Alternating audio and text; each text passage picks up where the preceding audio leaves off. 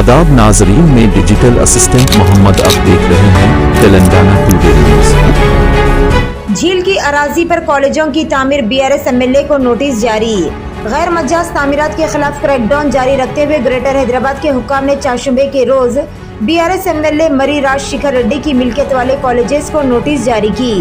इल्जाम है कि नादम चेरू जल मिशन काकतिया के मरहले 4 के तहत ये कॉलेजेस की मरम्मत की गई थी। इसको नुकसान पहुंचाते हुए इसके बफर जोन में अनुराग यूनिवर्सिटी की तामीर की गई थी। चीफ मिनिस्टर तेलंगाना रेवंत रेड्डी ने आज सेक्रेटेरिएट में तेलंगाना तल्लीक के मुजस्समे का संगे बुनियाद रखा। इस मुजस्समे की नकाब कुशाई 9 दिसंबर को होगी।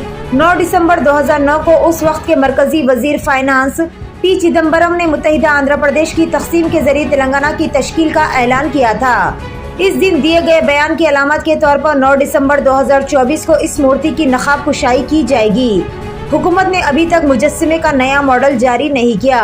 इस मौके पर मुनक़िदा तकरीब से खिताब करते हुए रेवंत रेड्डी ने कहा कि वो खुद को खुशकिस्मत समझते हैं कि वो इस मुजस्समे का संगे बुनियाद रख रहे हैं।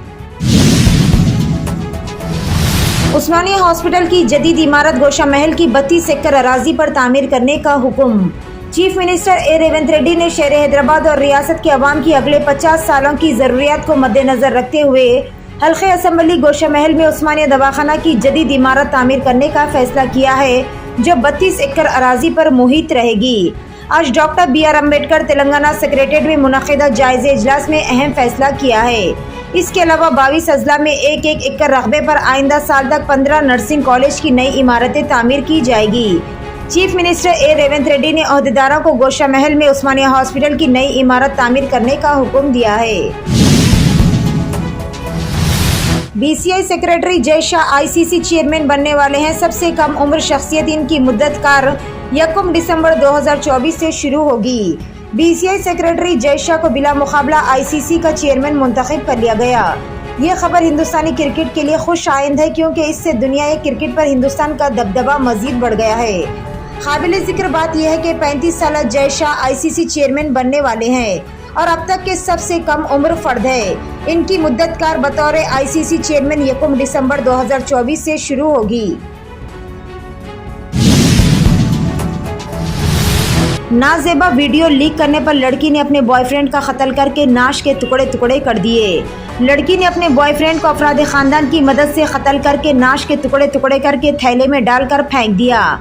मीडिया के मुताबिक कत्ल की यह हौलनाक वारदात बिहार के मुजफ्फरपुर में पेश आई, जहां सड़क किनारे एक थैले से नौजवान की नाश के टुकड़े बरामद हुए।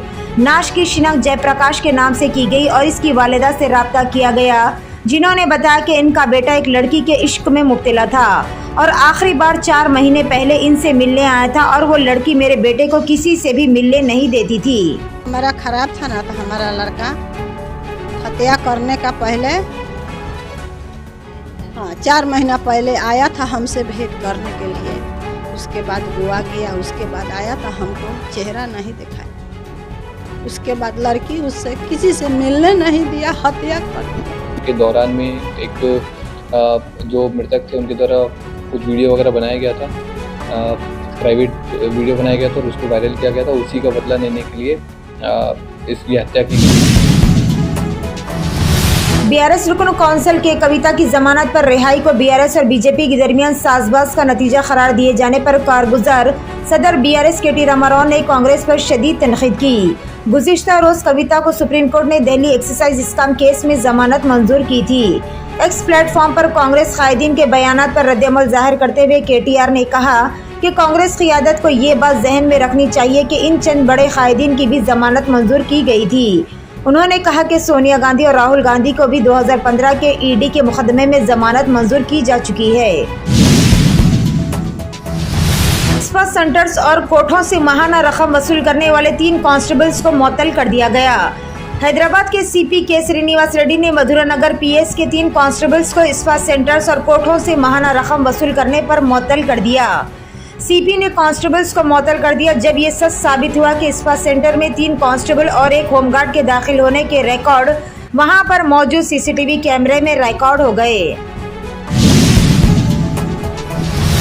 जिले संगारेड्डी में एक 60 साल खातून की इस्मत रेजी के इल्जाम में 35 साल एक शख्स को गिरफ्तार कर लिया गया।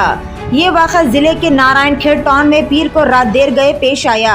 पुलिस अहदेदार ने बताया कि तरकारी फरोश मुलजिम जो हालत नशे में था, उस वक्त खातून के साथ जिनसी ज्यादती की जबकि वो नारायणखेड़ टाउन में दुकान के सामने सो रहे थे। इत्तलात में बताया गया है कि मुतासिरा खातून जहनी तौर पर माजूर थे। बताया जाता है कि खातून चंद नफ्सियाती मसाइल से दो चार थे। खातून के अफराद खानदान की शिकायत पर पुलिस ने एक केस दर्ज कर लिया। सीसीटीवी फुटेज के मुआयने के बाद मुलजिम की शिनाख्त कर ली गई और इसे हिरासत में ले लिया गया। उत्तर प्रदेश की काबीना ने मंगल को नई सोशल मीडिया पॉलिसी को मंजूरी दे दी है। इस नई पॉलिसी का मकसद फेसबुक, एक्स, इंस्टाग्राम और यूट्यूब समेत तमाम प्लेटफॉर्म्स पर मवाद को रेगुलेट करना है।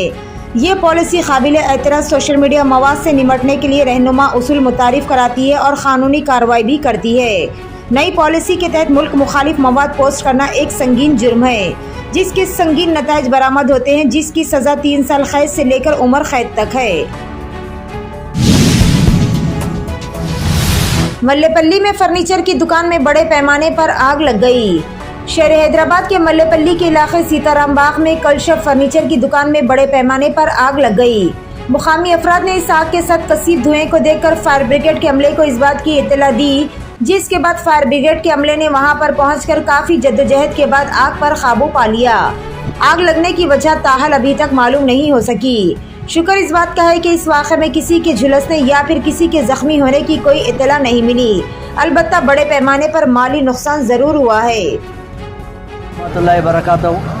आज एमएलए नामपल्ली जनाब माजिद हुसैन साहब का मुझे फ़ोन आया और मेरे साथी कॉर्पोरेटर मूसा भाई आसिफ नगर उनको भी कॉल आया। यहाँ पर एक फायर इंसिडेंट हुआ जिसमें अलहमरा फर्नीचर में आग लग गई। उसकी वजह जो है शॉर्ट सर्किट बताया जा रहा है, मगर ओनर साहब का कहना ये है कि उन्होंने मेन ऑफ किया था, उसके बावजूद भी ये शॉर्ट सर्किट का हादसा आया सामने। तो इंशाल्लाह उसके ऊपर डिटेल इन्वेस्टिगेट कर रहे ऑफिसर। यहाँ पे लॉ एंड ऑर्डर की जो है डीसीपी साहब और एसीपी साहब भी यहाँ पर मौजूद है और मेरे साथ यहाँ के तमाम इब्तदाई सुदूर मोतबर मौजूद है और यहाँ पर जो पहले कॉल करके इतला देने वाले मतीन साहब भी यहाँ पर मौजूद है। तमाम ने इसमें जो है हाथ बढ़ाया और जिससे जो मदद हो सकती है उसको किया।